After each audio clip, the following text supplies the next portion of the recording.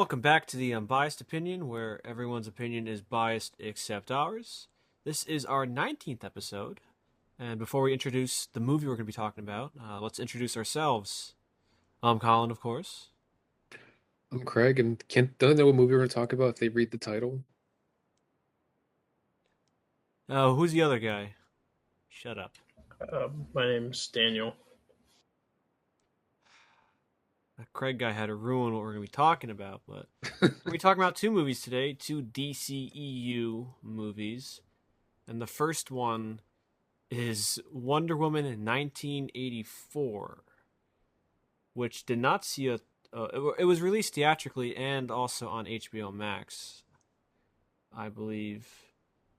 And just jumping into it, this is not a good movie. I think we all agree, the first one is a lot better than this one, and I think this one definitely suffers from what they call sequel overload.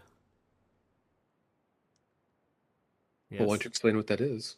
Okay, sequel overload is pretty much you're just going all crazy for a sequel. They think bigger is better in every way.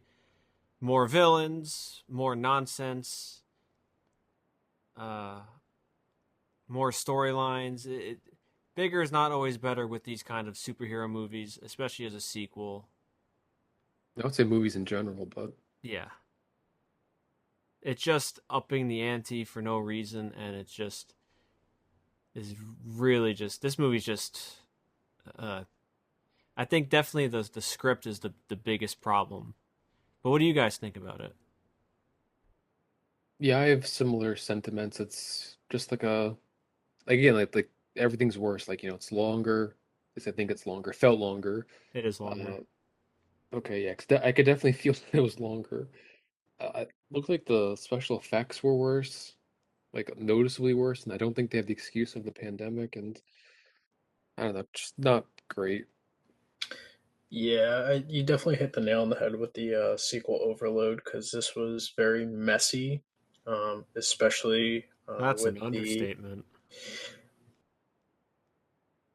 Can I Continue. can I finish?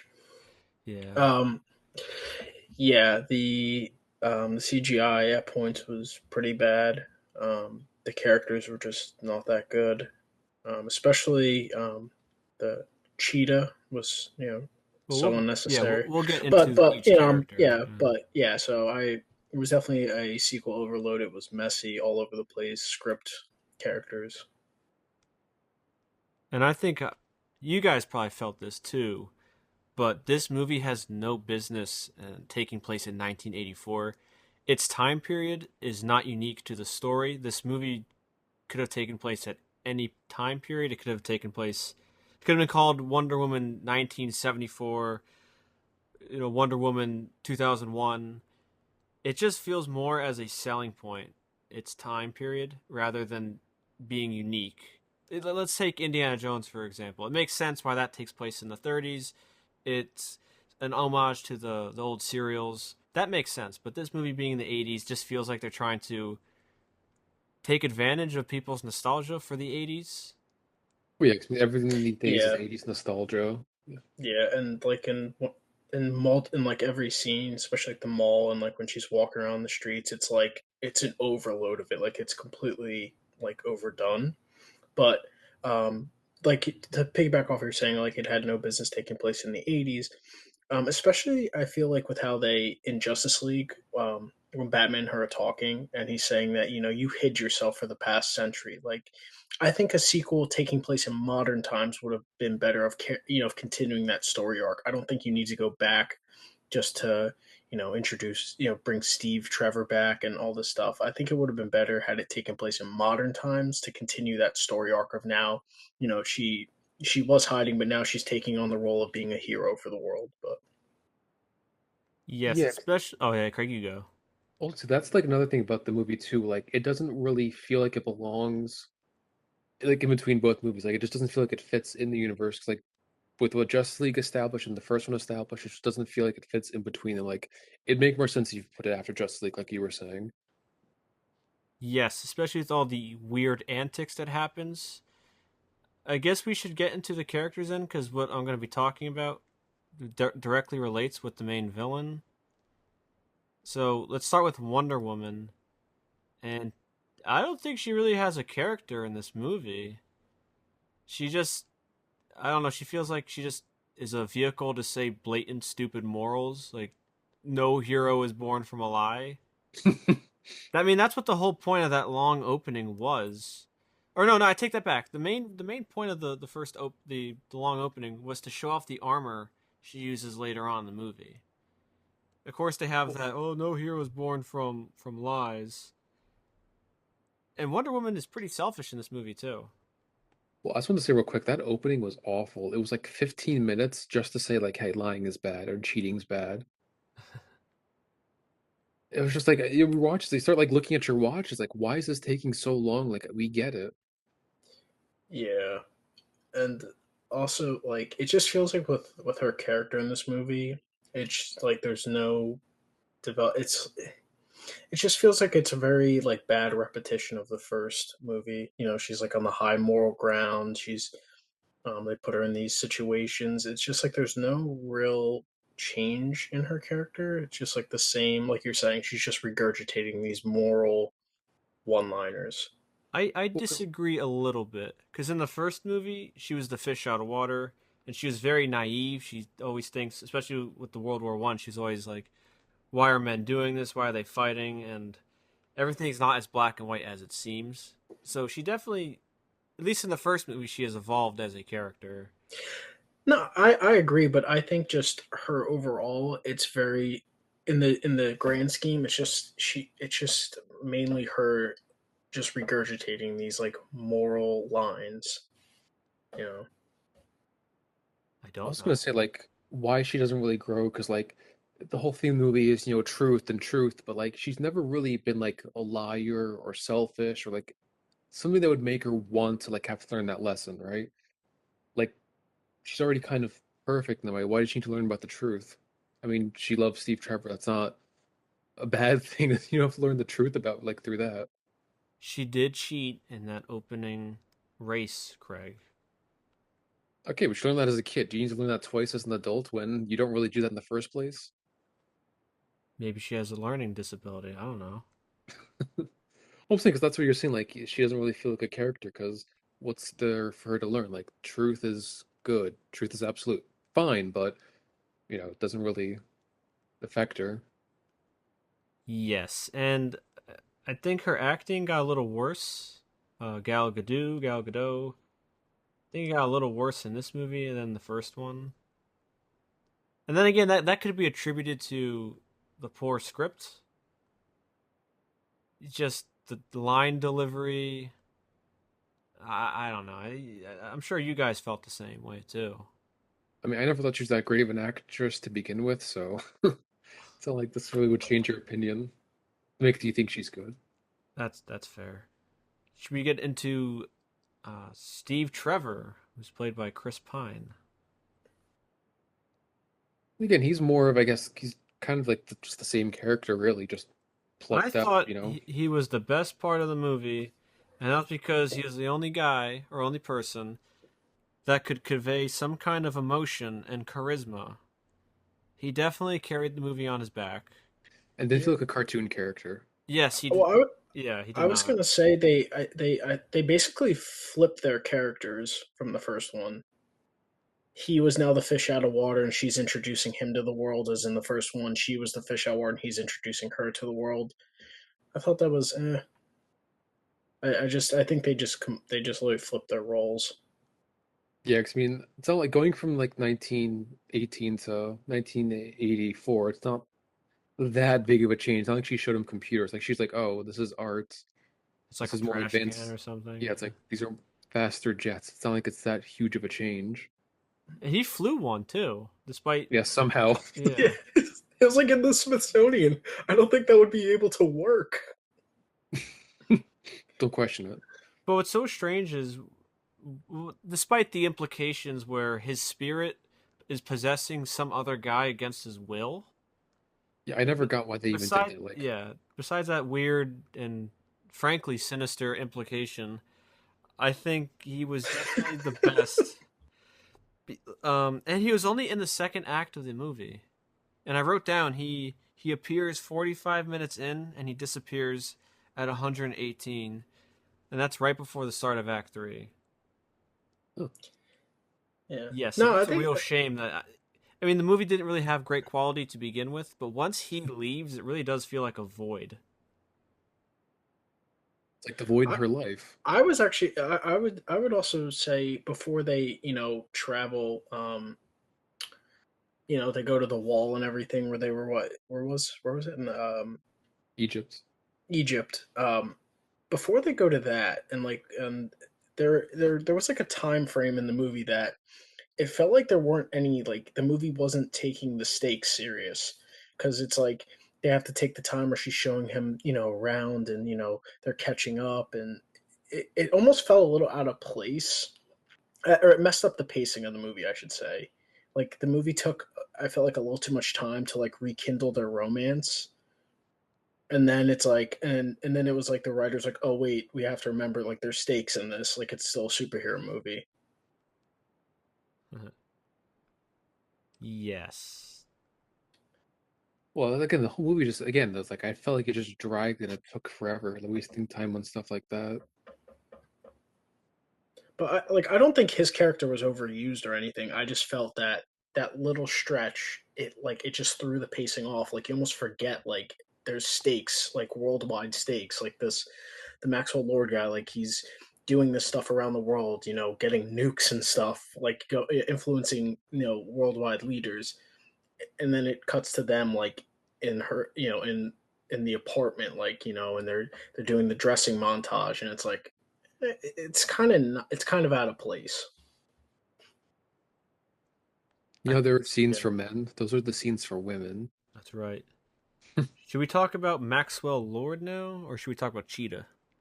Let's go. Let's bring up Cheetah first because I guess, supposed to be a She's similar. completely I unnecessary. thought she might have been the worst part of the movie, not because Kristen Wiig is bad, but because her character was very awkward and it was every plug-in cliche you could think of for a script. It honestly felt like an AI that watched all these bad movies, did all these cliches for her character. She's awkward, she. She drops her stuff and like no one But then helps her. it's like that awkward girl who could be really attractive, and then if she fully embraces herself or whatever nonsense. And then, if I remember correctly, it was almost word for word. Maxwell Lord asks her, "What does she want?" And she says she wants to be an apex predator. Yeah, that's exactly what she said. And Oh, somehow that turns yeah, when into they a were on the cheetah. plane. And then she becomes that horrendous CGI cheetah monster. And I wonder, did anyone who was doing the VFX, the VFX supervisor, look at this and be like, "Is this the best we can do?" Well, that's what I was saying before. Like they didn't have the excuse of like the pandemic or anything that would like yeah, they having like they were short staffed. They weren't like running low Yeah, on time. Like the they had film extended time. it was completed in December of 2019. Oh, Five really? months So in advance of the original release date. Yeah. yeah. So again, I don't know what their excuse was because like I mean, this is like it's all the action scenes. I don't think any of them looked all that great. Yeah, And Yes. especially the mall scene. But we'll get to that. I don't want to jump over that. But I also have like a tougher time like accepting Cheetah as a villain, or when the power scaling between her and Wonder Woman is so off. Like I get, the monkey's paw, she's losing her powers and everything, but in the final fight, there's really no stakes because Wonder Woman's back to her full strength, and like, what could Cheetah really do to hurt her? So their they final fight, scratch it really hard. yeah, like especially when DC has taken the time to like their heroes have to fight someone who's like on a world breaker level with them. You like think of like Superman and Zod like pummeling a city, or like Aquaman fighting another Atlantean. Like so, like when she fights someone who really isn't on her power scale, is more like on Captain America's power level scale. It's like the final fight is like, Plus, like, she's not really all that interesting, I guess. In their cheetah form, Yeah. it's like, well, she's really fast. It could scratch you. It's like, She was just whatever. someone who is jealous of Diana. If I don't know if anyone ever made this comparison, it felt very much like the Riddler from Batman Forever, where he's Yeah, just that's I've enamored always, yeah. and he's enamored and he's has a creepy obsession and they want to be like them. Yeah, that's I why I don't feel like know. she played like a cartoon character because I was thinking of the Riddler from that movie and that she's almost just like him. And Jim Carrey's good at Yeah. playing a cartoon character, Well, but he is a she cartoon isn't. character at this point. But it's like it just didn't really work for the movie. It's like, oh, I'm so awkward. She almost killed a guy when she got her new power. She started beating that weird creep that was catcalling her. Do you remember that? Uh, Oh, I remember. Just hey, can't. That's wrong. He deserved it. Yeah, you know. He deserved to almost get killed. yeah. Speaking of, I could think of a good segue. Maxwell Lord, and I don't understand him as a character because he seems sincere to a degree, and when he's doing all this evil stuff and truly sinister stuff he's doing, the movie tries to redeem him, which is Yeah, very I odd. I had a huge problem with that. When like at the end it's supposed to be okay because he still loves his son, but I was like, dude, you almost destroyed the world. Like there has to be some repercussions for your actions. It's like, no, it's all undone. He's going back to his son now. He learned the lesson now to be a good father. He learned that truth is important. You were literally like getting countries to hand their nukes over to you, and now it's all okay because you're gonna you learn the lesson now to be attentive to your son. Like no, there has to be some repercussions for No, that. you should be in prison. Yeah, like that was just such a stupid way to end his character. Like, I mean, go ahead. no, keep going. I was gonna. And also too, like where did his what was his end? He like wanted everything. Like I want more, but it's like Life is you good, had. but it could be better. I was gonna say like he was probably more of my favorite characters for scenes like that. Life is good, but it can be better. But yeah, like I don't get what his motivation was either, because at first it was to save his company. Well, He he ends up was saving saying, it. yeah, he did. Yeah, you go, and then I'll throw in my little 2 cents. Yeah, he was trying to save his company. Then he saves it with the turning into the stone. Then it's like, okay, well, your company's saved. You have all the money in the world you want. Why do you keep like? I guess he wants some more, but it's like you don't really see why he'd want more. Like he saved his company. His son will respect him. He should be content, at least for a while. Maybe he becomes greedier later on, but I guess as a person, you think, I saved my company. My son loves me. I'm good for now, right? I don't know why he just kept wanting more and more. I believe he kept on saying to his son that I am not a loser. I believe he kept on saying that. I mean, that's fine. You saved the company. You're gonna be rich. I don't know. I don't know why you're like putting so much emphasis on not being a loser, but Yeah, it's not enough for him to like then start dealing in nukes with countries. Like was it like the U.S. President and stuff. Like Ronald Reagan. it's not enough to build up to that point. Like, well, yeah, was he just over his head, or did he really want all this chaos? Maybe it's well, like 'cause the opening Pandora's box. he It, could have stopped at any time. that's true. So it's very And muddled that what he wants. and that's another thing that kind of ruins like the worldwide stakes is like at any point it can be undone like that. So it's all it has to be is he just has to unwish it. It's kind of like yeah, Well, no, it's not unwished. Like everyone gives up their wish and everything just goes away magically. yeah. Yeah, it's very odd that they would take the sequel into that. And again, this is like a world-ending event, and where's this mentioned? I mean, I guess maybe the DC universe lore isn't that deep, but you feel like this is kind of like a big thing. The world almost ending stuff magically appearing out of thin air. Like you think someone would have remembered it, remember who saved the world. I would also say the ending, Or are we done talking about the characters, or should we continue talking about Maxwell Lord, then talk about? I think well, You these know, are all the only characters in the movie. so I do So yeah, want. I was just gonna talk. Oh Oh, sorry. no, so you can go. Like, what were you gonna Oh, I say? thought you said no. I was gonna talk Yeah, about. Oh, I was gonna something talk happened. about the ending, where how anticlimactic it feels, anticlimactic, Yes, whatever. Because yes. Maxwell Lord is on top in the standing in the middle of that his broadcasting booth or whatever it is. And he's The telling everybody, presidential booth. yeah, he's like telling everyone to keep on wishing, and then all Wonder Woman does is throw her lasso around him and calmly tell everybody to renounce their wish. And that just considering how goofy and over the top everything was, for it to end like that was very, very anticlimactic. And I guess you could say that Wonder Woman can be a symbol for others to act, I don't know, but heroically or whatever, but something no stupid one like saw that. her. No one Yeah, saw her. and there's just no as we talked about Maxwell Lord. There's no consequences for ever everyone renouncing their wishes. Everything just goes back to normal. Nukes in the sky, they disappear.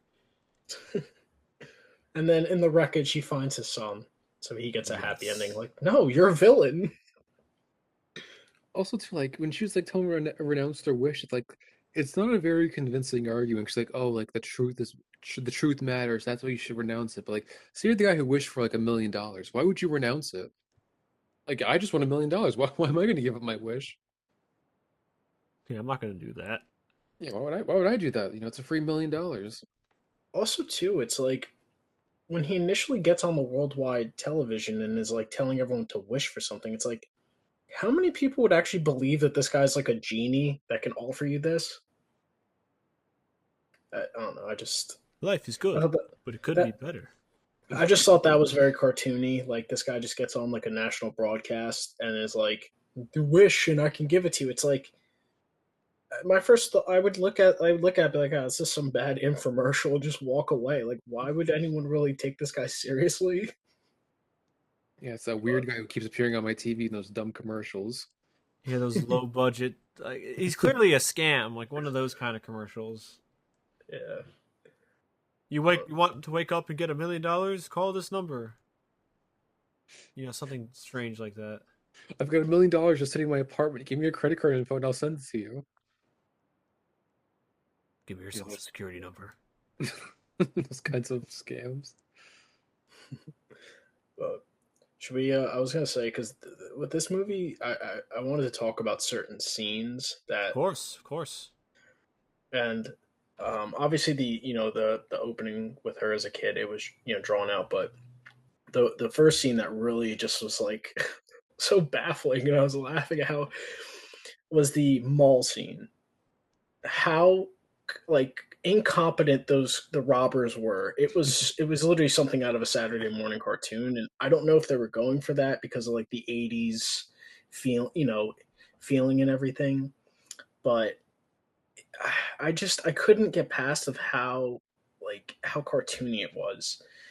Like where the robbers go in, some of their dialogue, like when they rob the one place and then they go into the back to get all these antiques, and the one guy's like, "Oh yeah," like it was so like cartoony, and then like the one guy they're handing the bags to each other, and the one guy is like laughably like he's like moving the background, and his gun falls out, and then the lady sees the gun, and she's like, "Gun!"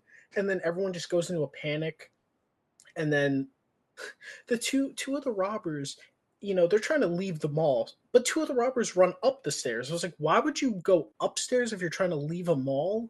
Yeah, when you're And being then chased by like the mall cops. and then the one guy, he's panicking, and then so he grabs a child, a little girl, and he's like, "I'm not going back," and then proceeds to hang her off the balcony like Michael Jackson with his kid, and then he's like, "I'm not going back." I was like, "So why would you hold a girl hostage and threaten to drop her off?" I was like, "That's going to guarantee you are going back.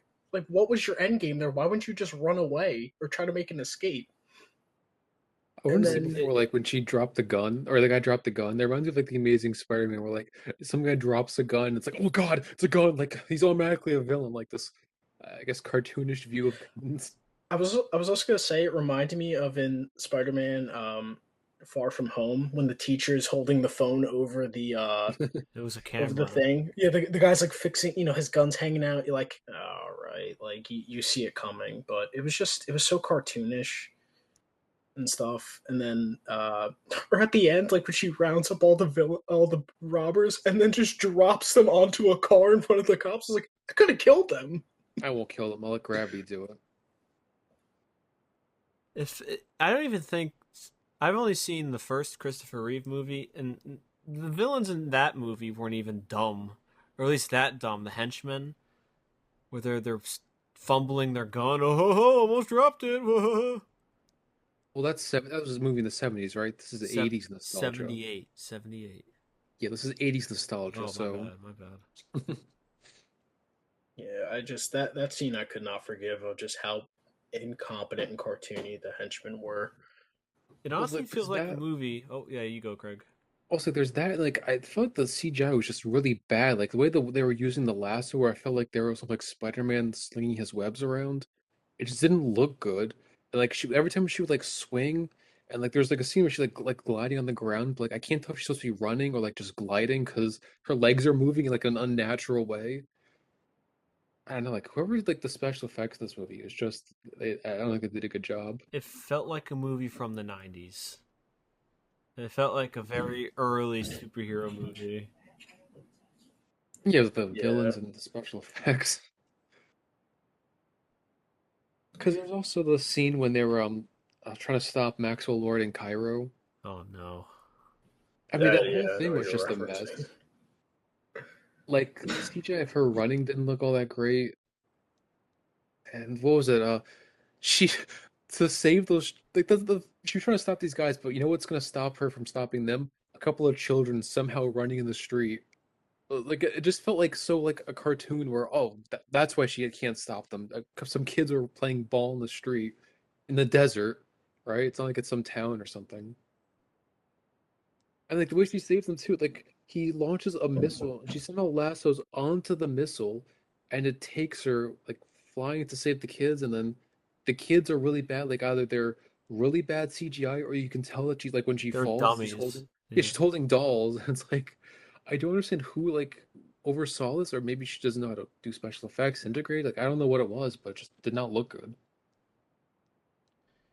Even watching it on a TV, you could tell. Not even on a movie theater where it's large, the screen is large format.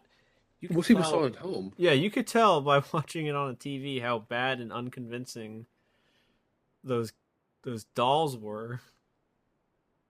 Because, like, I know, it's a superhero movie, it's not based in reality, but, like, her using her lasso to, like, have a rocket, like, take her to save the kids is, like, I feel like that's, like, something really stupid that, like, you only see in cartoons. And, like, really cheesy cartoons. Like, this is just, it doesn't feel like it belongs in the movie, but here it is. Yes. Or the Smithsonian scene where they fly the jet.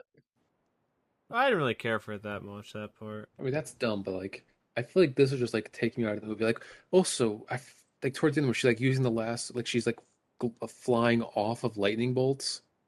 Again, it's like that's just like Oh, the flying scene.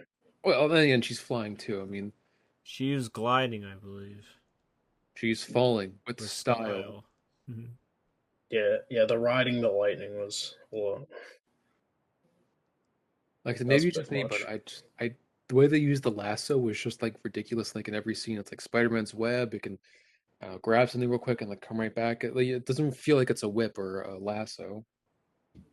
Or if they wanted to pay a little tribute to the character, why not like her? She keeps that jet, like it stays invisible. Because in the comics, I'm pretty sure she had like the invisible, vehicle that she flew around. That's Probably too because unrealistic for DC. yeah, but we can ride on lightning bolts. Yeah, I'm just that's a better way to pay a little tribute to her. It's she got it with Steve. Have the little sentimental value, but no, let's ride lightning because her dad was Zeus. Oh yeah, wasn't there like a reference to like the invisible jet in the movie? I forget. He Well, turns it the jet was invisible. yeah. That's what I was saying is that scene like where they're flying it and then they don't want to be detected, so she like Oh on yeah, the yeah. spot learns how to like almost like Ray like how to use the Not force on the like spot. She said, "I've been working on this for a while," and she did. It's just those dumb throwaway lines like, oh, she said that, therefore it's not, I can get away with it now. yeah. As No, long that's as why it's they were explained, you can get away with it. yeah because then it turned invisible and then they're watching the fireworks over the city. That's like that scene. It's like, why are you throwing in that fireworks scene? Like, you guys got to get to the other. You got to get to Cairo. The world's at stake. Yeah, this is just a bad movie. Yeah, I don't know what went wrong. It's a waste of time. And I liked the first Wonder Woman enough, so I was curious and Yeah, see, like I wasn't gonna go watch it in the theaters. I'm not that big of a fan, but I was curious enough because the first one was up until that point the most competent DCEU movie, which isn't saying much, but it's still competent nonetheless. And then just to see this train wreck, dumpster fire, And again, like was the thing very is, like there's disappointing. like that. There's really no like excuses that they could like say, oh, pandemic or whatever. It's just it didn't wasn't good. I don't know what went wrong. Well, I saw that the director, Patty Jenkins, wrote the story and the screenplay. So maybe she's not that well versed as a screenwriter, where she's writing a superhero movie. I don't think she wrote the first one. I mean, that could be it. I mean, maybe she doesn't know She how did to not write the write. first one. or maybe you're just sexist. You caught me. No, just like So with this, like you just why'd it go so wrong? Yeah, yeah, very disappointing. Wonder Woman, 1984. Now the complete opposite of this movie, a good DCEU movie that came out is the Suicide Squad. Does anyone have any other opinions before Wonder Woman 1984 before we move on? no, I think we've said our pieces on it. Yeah, Craig? I'm good. I'm good. So the Suicide Squad is written and directed by James Gunn, and I think it's the best DCEU movie by far. At least are the ones that I've seen. How, Yes. how dare you? How dare you say that when Zack Snyder's cut came out? How dare you? Oh, so I was also thinking like Birds of Prey. Like I didn't even see I that didn't movie. watch that. I've No. no, Yeah, I'm never gonna watch that. no, I agree We with you, saw Colin. some of This is Aquaman. I thought that was kind of bad. I Anyway, thought that one. I Whoa. thought that one was competent enough, but yeah, as we, I agree with you. This is the best one. easily the best one, and I guess it's good to see one person's complete vision. Yeah, and that's not to say with Zack Snyder. I think you have to have someone watch him and make sure he doesn't do anything too crazy. But at least someone competent enough to have their own vision and do what they want is good to see, especially in the case of James Gunn. I would say with this one was definitely surprisingly good considering my expectations coming in, given how bad the first one was, because that one is easily one of the worst superhero movies I've ever seen.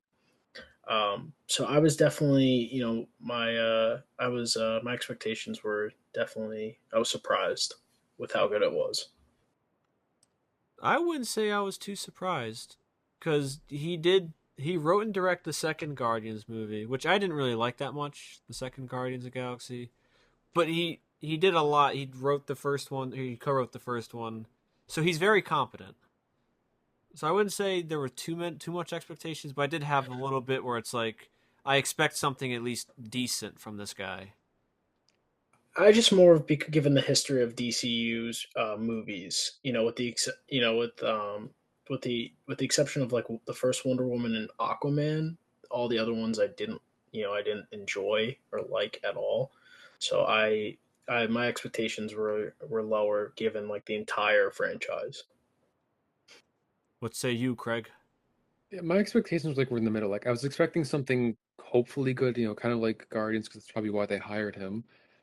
But again with DC's track record, I was like, imagine this is also another bad one.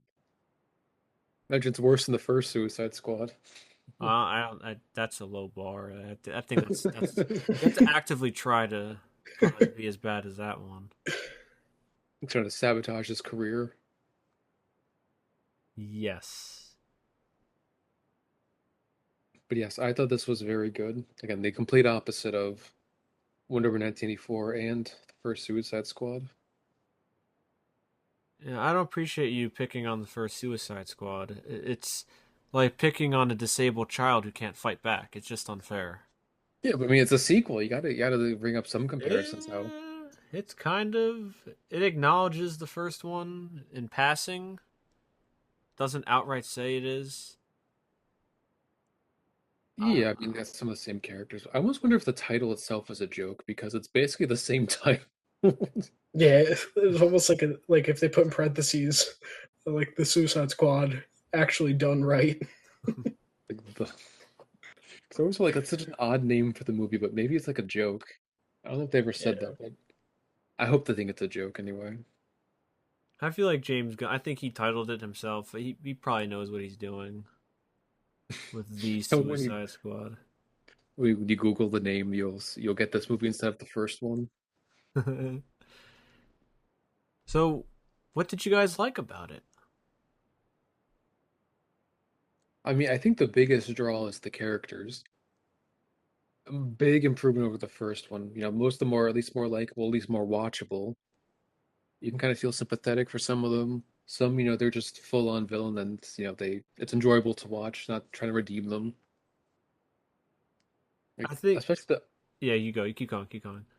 well, I guess the one character that I guess surprised me the most was Peacemaker, because I didn't know John Cena could really act. I thought he was just another like WWE guy who couldn't act, but I mean, he was a pretty convincing Peacemaker. Yes, he is so much better than Daniel's favorite actor and soulmate, Dwayne The Rock Johnson. He is so much better. He's more charismatic. He can actually deliver lines convincingly, and he doesn't take himself seriously. He's not that how The Rock is. Oh, I got to be the Yeah. toughest guy in the room. I got Yeah. to be the Well, biggest He I guy in I'd got the like he's to. a permanent role Yeah. model. All right. room. When John Cena can tank rubber bullets from SWAT guys in a prison escape scene, I'll consider him better. All right. Yeah, whatever, fanboy, This little pebble. lapdog. Yeah. Yeah. But yeah. When Peacemaker can jump out of a skyscraper at terminal velocity and fight three guys, we'll talk. Yeah, I think like, Peacemaker was great. King Shark, Polka Dot Man. Like who would have thought Polka Dot Man would be a good character in a movie? Even Also, the too, that Ratcatcher too. Yeah, yeah, Ratcatcher. Bloodsport was a better I yeah, Deadshot. I was gonna. He was the most surprising, because like when they'd recasted, basically they just recasted Deadshot. I, I It's mean, they Deadshot, but better. Yeah. yeah, I was surprised too, like how well how well the characters were. They all played their roles, but also I did like the chemistry between them, um, especially King Shark and because coming into it, I was obviously like King Shark, the comic book, as far as my knowledge, is not like that. He's not basically a Drax, but He's not a um, smooth brain, you mean? He's more like Groot. yeah, but no, all of them I really enjoyed. I also enjoyed the pacing of it. I like how they kind of get right into it. They don't take long. Right away they introduce that the one Suicide Squad, and then they get like right into their mission. I did like how they were introducing and giving a bit of backstory on each of the characters while they're going to their mission. They're not taking all this time to like do these like unnecessary cutaways to like how the character got there, like in the first one. But like, and also too, like with the characters, like they take time in the dialogue to explain. It's good dialogue how they explain each other. Like when they're on the airplane, and it's like, what is was it what does TDK stand for? And like Stands for when me. they're Yeah, like they're bantering, but in their banter, they're explaining things about themselves. It was like it's a good way to, you know, get to know the characters, but also keep the tone of the movie like it's lighthearted. It doesn't take itself too seriously. But um, I do like how the movie never strayed away from like the stakes of the mission. It was able to, the humor never detracted from it or anything. So Yeah, I wanted to mention that too, like how you meant, like you were talking, like the dialogue helped establish the characters much better than the first one, where I feel like you have to watch like Here's Slipknot, the man who can climb anything. stuff like that where you get no character from him, or you get like the stupid 5 minute backstory that doesn't really tell you much, just how he, yeah, again, like I said, how he got there. Good, filmmaking as opposed to bad filmmaking. Yes, there's the old show don't tell, and from that one scene of King Shark watch like sitting alone in the club, or even when they're in the van going to that club, and he's watching a couple, and you understand he wants to be part of the world, but he's not accepted. You get that visually. If this was the David Ayer version, he would have said something like, "The real world doesn't like me, therefore I don't like them." It's such a contrast when you have someone who's competent, as a competent writer, competent director, as opposed to whatever whatever David Ayer did. That monstrosity.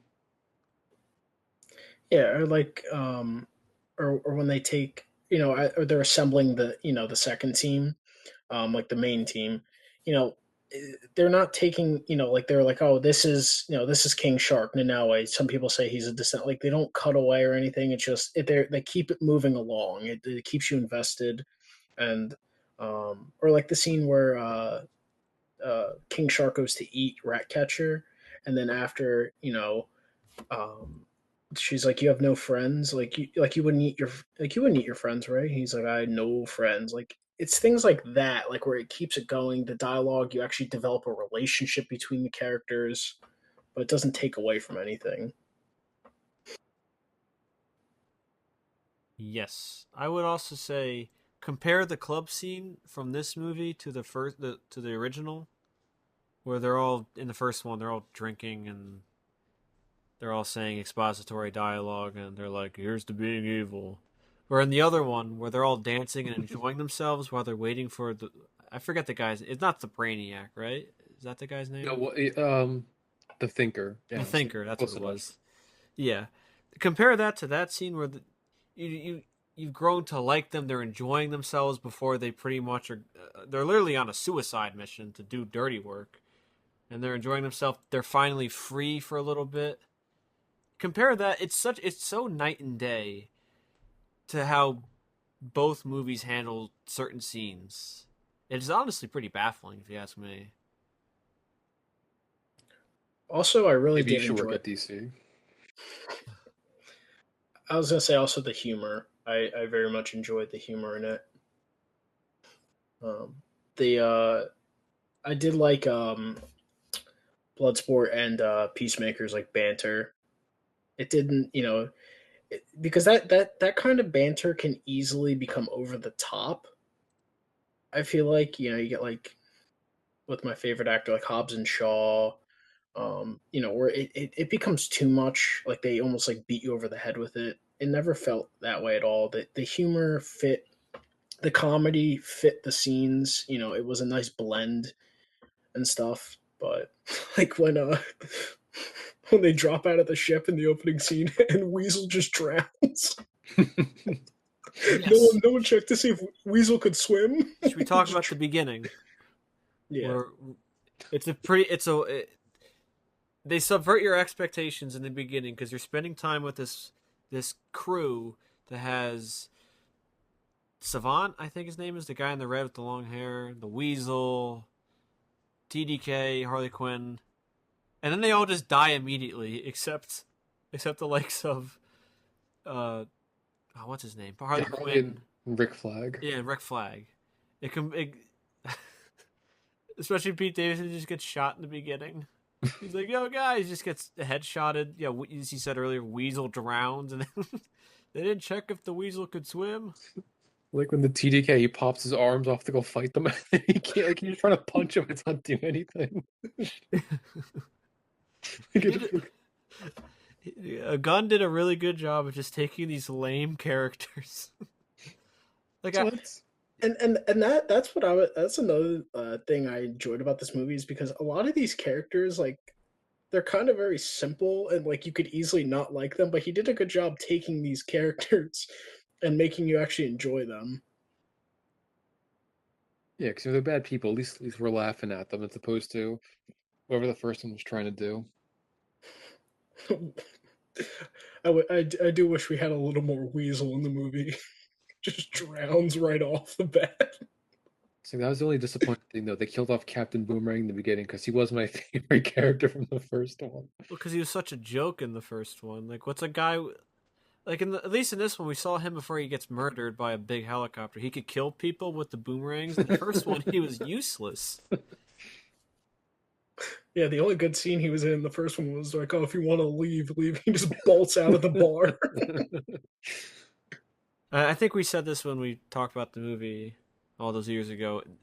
I would have given that movie so much credit if that was the last you've seen of Captain Boomerang in the first movie. He just bolts out and leaves with all the beers in his hand.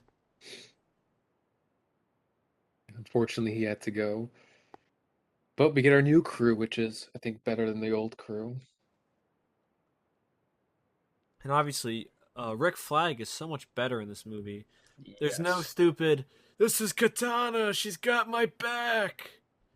There's none of that. He feels like an actual character instead of some expository vehicle for everyone to learn stuff. Also, he doesn't have that weird, like, rivalry bromance with Deadshot that he had in the first one. Like, he was the leader. Everyone, he was the guy who was going to lead them to the mission. That was kind of it. I mean, none of that stupid bromance. It got kind of cringy in the first one. Yeah, and he definitely had more chemistry with Idris Elba as Bloodsport. You could tell that they were, I guess you could say, old friends, or they at least were previously acquainted with each other. It wasn't that awkward tension that him and Will Smith had. That was just uncomfortable. Are they going to fight or are they going to kiss? We don't know. Yes. And this movie, as we said, the plot is way more straightforward. Because in the first one, they only go into the city so they could get Amanda Waller. They weren't going to do anything about whatever her name was, the witch lady? The Enchantress. Enchantress. Yeah, Enchantress. In this one, it's as its title implies, you're sending these people out to pretty much, these exposable people, not exposable, these expendable people you're sending out to do your dirty work. That's great. That's good. And it works. Yes, and it does. Like I said, I hope. Oh, go ahead. I wanted to talk more about Peacemaker because he was probably one of my favorite characters in the movie. By all means. Just like every little thing he did, like when they first meet him, like he's like standing at his cell, like how like a soldier with like arms at his side, ready to do like the salute. Like every little thing he was doing was just like perfect. He's like trying to take the mission seriously, like asking all these dumb questions. Or when like when King Shark goes to eat Ratcatcher and they all like come to like see what happened, he's just standing there in his tidy whities and they all just look at him like, "What are you doing?" Yeah, Idris Elba says like tidy whities. Really? Now that's racist. or like the scene where they go to rescue Rick Flag in that village and they just are wiping everyone out. But I like that him and like to Bloodsport are like actually trying to like to kill people in a cooler fashion. It's probably like my favorite scene in the movie. Like it's so stupid them trying to one up each other, but I get a kick out of it. And I think the people they killed too are a bunch of like innocent people. Yeah, they're the Yeah, no, resistant fighters. yeah. Yeah, because then like the lady was like, "What happened to all my guys?" And then like King Shark just barfs up like a skull. Yeah, He was great in the movie. yeah. My favorite. I mean, even he's a simple character as King Shark, but I don't know how much more like we could really say about him.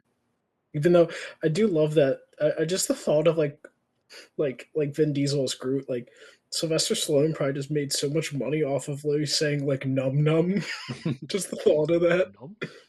And I love the scene like where they're going in they're gonna go to like the club to get that guy, and then they're talking with him.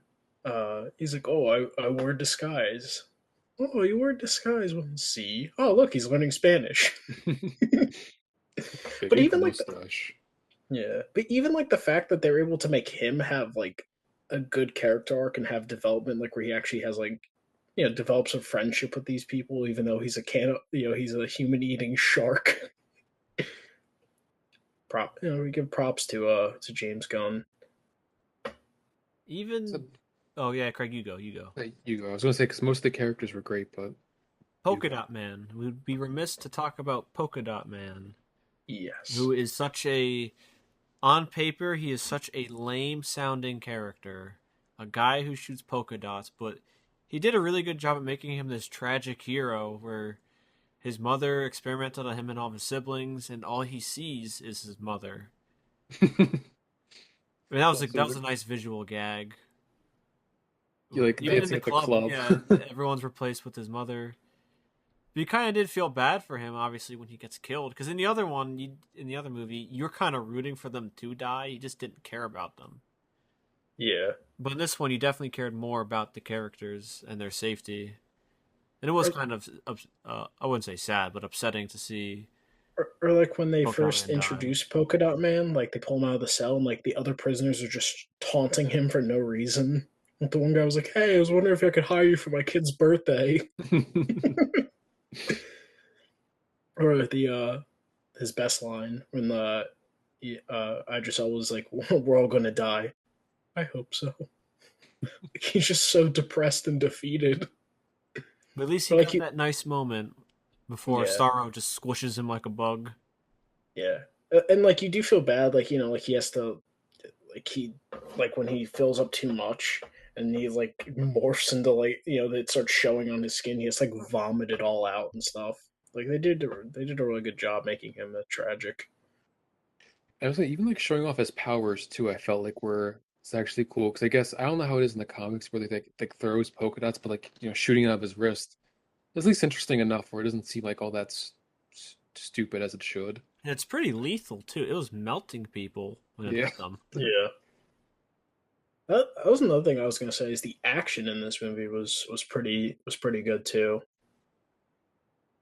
Especially like when they're kind of like lower. I wouldn't say not all of them, but like most are like lower scale tier like No, I'll power just shoot levels. guns. But I thought they did a really good job with the action in it, especially like the village scene, um, even the ending fight when they fight Starro.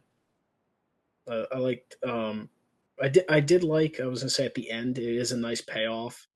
Because they did a good job taking time to develop them into a team, build the relationships with the characters. That at the end when they fight Starro, like Bloodsport takes command and he's they're all working their different strengths and stuff. Yeah, because again, like before at the beginning of the movie, he didn't want to be the leader. Now he is the leader. Yeah, makes sense. Unlike the first one, where I don't know why they would ever come together. And I didn't, this didn't bother me in the movie. I didn't, it's not a complaint or anything, but I just honestly at times forgot Harley Quinn was in the movie because they did such a good job with the team that I did forget she was like a part of the movie. Yes, Yeah, 'cause they had yeah, Craig, you go. well, yeah, they had her sideline for most of the movie. Well, not sideline, but like it had shoot her in like her own little subplot, which is probably my least favorite part of the movie because Yes. it's like weird. Like she's like falling in love with this weird South American dictator and ends up killing everybody. But I don't know. It was so detached from everything else, and I just don't care for Harley Quinn as a character. So that's my least favorite part, which in the grand scheme of things wasn't that bad. But I just liked everything else of the movie so much more.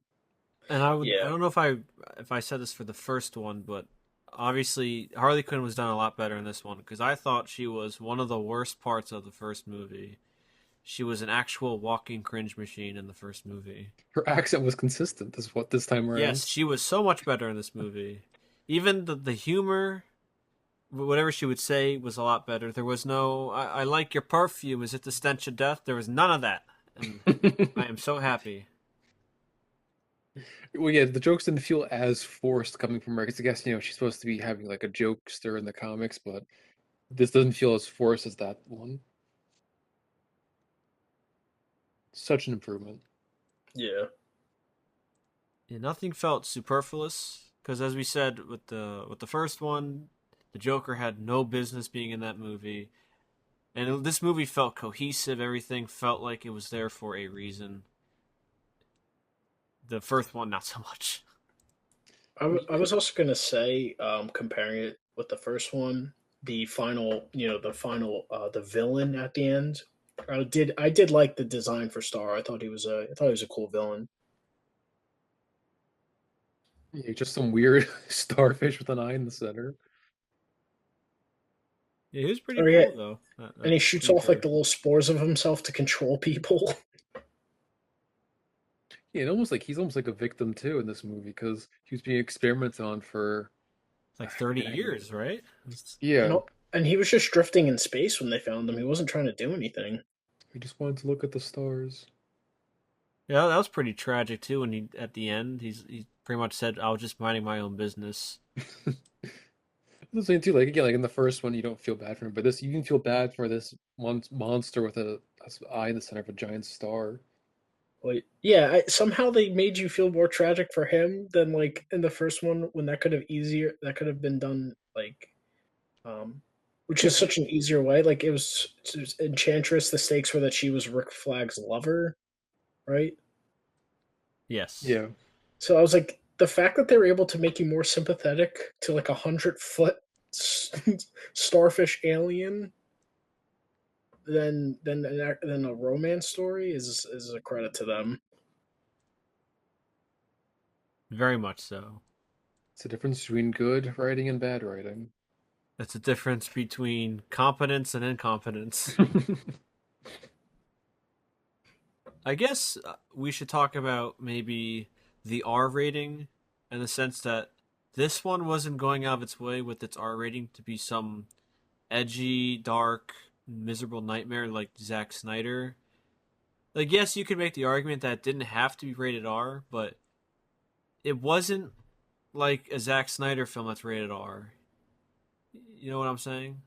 Yeah, where like they curse and like it feels more like a teenager what they think of like a radar movie versus like using it more, I guess, wisely Yeah, because for Zack lack of a better. Snyder's is angst, I guess you could say, with his, especially the Justice League, the Snyder cut.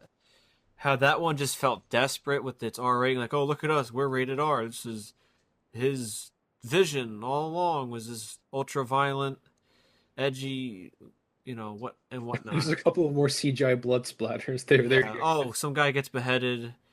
go. Batman shoots an alien in the head. Again, I feel again. I mean, I said it before, but I feel like Zack Snyder's version of like rated R and like cool is like very much in line for like a teenager thinks. He hasn't grown out of that phase yet, and he's in I his 50s. I would even say a teenager. I would say more of like a preteen to 13, maybe 14 years old. Point is, it's very juvenile. Yes, Zack Snyder's vision has always felt very angsty and juvenile, and this one uses its R rating. It never felt ultra violent or anything like that. I guess what I'm trying to say is it wasn't distracting. The rating. Yeah. It I felt mean, natural. but also it fits too when like you have a bunch of criminals fighting people. Like so the violence and like the I guess the gore and stuff it fits for the characters. It doesn't. And it fits the world the movie is in. It doesn't take itself too seriously. So when King Shark rips a man in half, you're like, "Oh, that's pretty cool." But if it was a Zack Snyder thing, it'd be horrific. The guy would be screaming, and then his kids would be watching the guy get ripped in half. It would be horrible. And then throw in a Jesus metaphor or something, Jesus imagery. Yeah, you see the blood splatter on a crucifix somewhere. Or they literally crucify the guy. Yeah. They actually make him carry a cross. And difference between good and bad movie making. Yes, I think DC. I read somewhere DC was very hands off with this movie. And maybe they finally learned after all these years that you shouldn't micromanage and you shouldn't butt your head in on movies. Well, haven't It's, they been pretty hands off with Zack Snyder? well, yes and no. The Snyder cut, at least the original Justice League, that was a studio mandate to get it under 2 hours. Well, yeah, I know that was like, but like for the Man of Steel and Batman vs Superman, those were like his complete vision. That's why I said earlier, Zack Snyder, I feel like you have to have somebody watch him, make sure like, hey, don't do that. Kind of like a George Lucas. You can't be surrounded by yes men all I along. have more faith in George Yeah, than. but I'm not going to compare Lucas to Zack Snyder because George Lucas is so much better than that angsty teenager man child.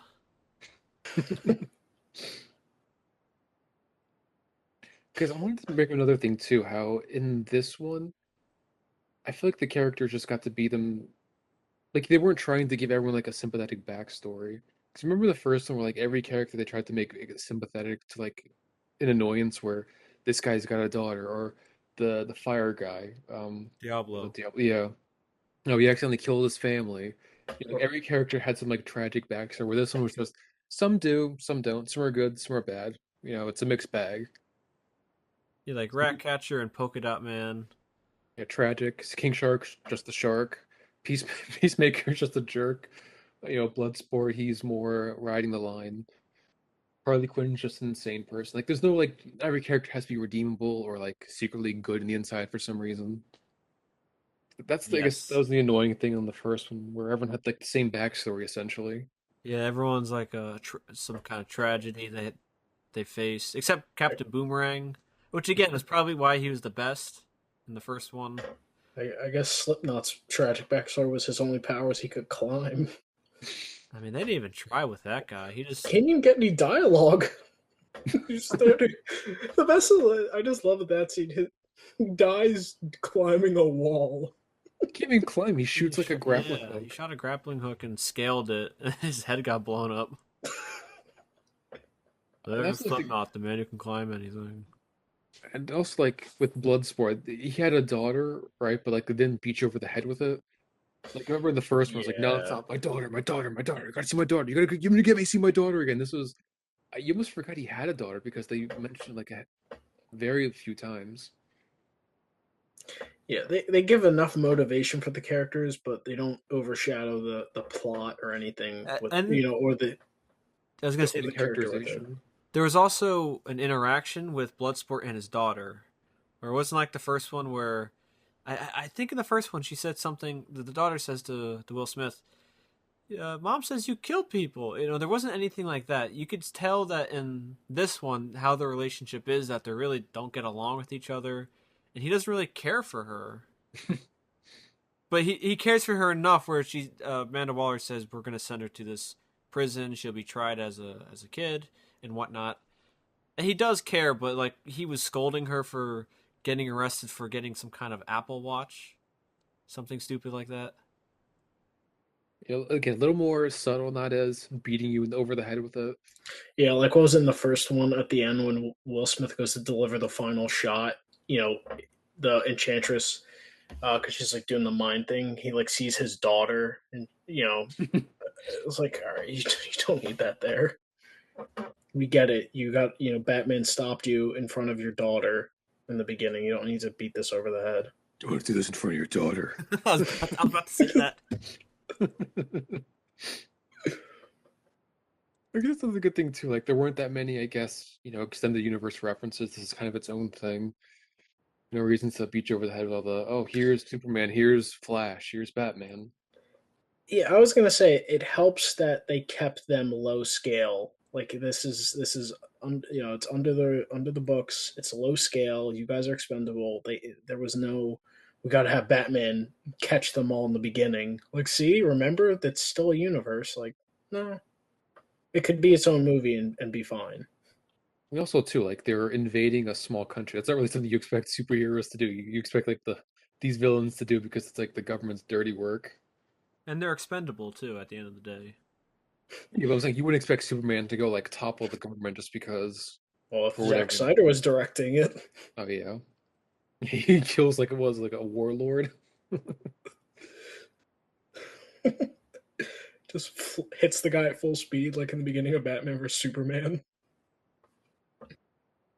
Hey, that's cool. But there's also something else I wanted to bring up. Then bring it up. So, guys, people, I guess people have always seen like how the DC movies have pretty bad CGI, but this one was actually pretty good. So I almost wonder if they probably have similar VFX teams. Is it just these people, these directors are really bad with CGI and they don't know how to do it? Because maybe James Gunn working with Yes, Marvel, I he was. learned how to properly use CGI, and then he used it on this one. Because like these other directors, I don't know if they don't know how to use it, or because I don't think it's the VFX team anymore. I just think they don't know how to do it. Or are Yes, they I was bad people thinking that helping them? too. Where, yeah, James Gunn has a vast experience with, and I would say obviously that the Guardians of the Galaxy movies are way more CGI heavy than this one. So Yeah. he definitely knows how to shoot stuff and okay, what's real, what's practical, stuff like that. Because always people say like, oh, DC can't hire a good VFX team, but now I'm thinking, and I've even just the directors who can't do it yeah, properly. they don't know what they're doing probably. That's why like Wonder Woman looks so bad. The Justice League looks so bad. I mean, I know some of them, like I think Justice League might have been rushed. I don't remember off the top How of my dare head, but you? How dare you? Cyborg looks so real. How dare you? it was so bad. Cyborg looks like a Happy Meal toy. He looks so fake.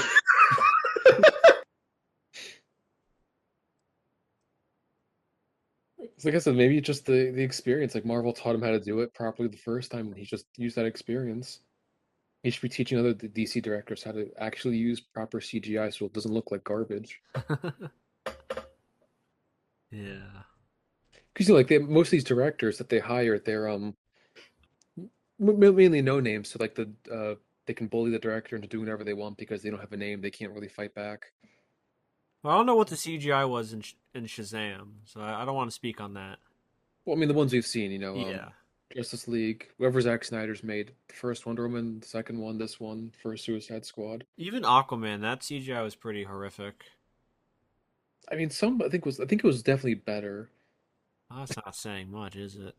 I think like from what I remember, like some scenes were good, some weren't as good. Yeah, Especially compared to like Wonder Woman 1984, where I feel like every action scene was garbage, or like Justice Yes. League. yeah. When you only have Justice like, League. That's just my my theory crafting as to why one person can do it better than the other, or one movie does it better. Could it be possible that one guy is just more competent than the others? I mean, that's what I'm thinking. It could be the same VFX team, so one guy knows how to integrate it better. I wonder if they're gonna hire Adam Wingard since he did a big CGI monster movie. Oh my god. Yeah, he would I do mean, great with that Warner Brothers mandate of keeping it in 2 hours. He's like, no, I already do this myself. In fact, I'll make it an hour and a half. No, I'll make it 80 minutes. And they're like, Adam, no. I'll make it and, 70. and I'll make my beard shorter too. Yes. Oh god, I would love to see an Adam Wingard DC movie. Do you want to punish the DC fans? Don't give them any ideas. Like I feel like they've been suffering enough. Do you want to punish them even more now? I mean, there are enough DC fanboys that try to overlook, the movie, like how bad like a lot of the movies are. Especially the first one. First Suicide Squad. I guess this should Yeah, be our last thing, just wrapping it up, but a yeah, lot of people still defend the first Suicide Squad movie. Even let me restart. Not only are they defending that, but a lot of them are also hating the Suicide Squad, the James Gunn one, because of how different it is to some of the more grittier and horrible stuff that the DCEU is already accustomed to. It's kind of surprising because this one is, it's almost more of what they want, right? I mean, I think a lot of them are smooth brained and they like this dark, incomprehensible plotting, all that nonsense of the Zack Snyder, the David Ayer. I but think yeah. they like that stuff. even the first Suicide Squad, it wasn't as close to the Justice League and Zack Snyder stuff as they think it was. I mean, they wanted to make like a Guardians of the Galaxy ripoff, and they got the guy who made Guardians of the Galaxy, so it's kind of what they wanted in the first place. I Yeah. don't know. You think that's what they would want, right? I think at the end of the day, you just want a good movie. You want something Yeah, that's That too. coherent, something that's fun. because I mean, there are still people that try to defend like Batman versus Superman. Even like the original Justice League cut before I Oh, guess the I don't Snyder think cut. anyone defends that anymore. Well, now because they have the masterpiece of Zack Snyder, and I guess when you compare it to the first one, you can try to call it that, but uh, That's not saying much at all. well, that's what I'm saying is they call this one a masterpiece, but I mean, in terms because the first one was so bad, I was like, yeah, it makes this one look much better, but it's still I wouldn't. It's nowhere near a It's like masterpiece. failing your first test and then you get a D on the second one. you go from you go from 20% to 30. Look, Bob, I'm not failing anymore. Yeah, I was like the fact that they want to attack this one when it's clearly the best DC movie out there. At least out of ones we've seen. Yeah, it may not be Birds of Prey or Oh God, Shazam. no.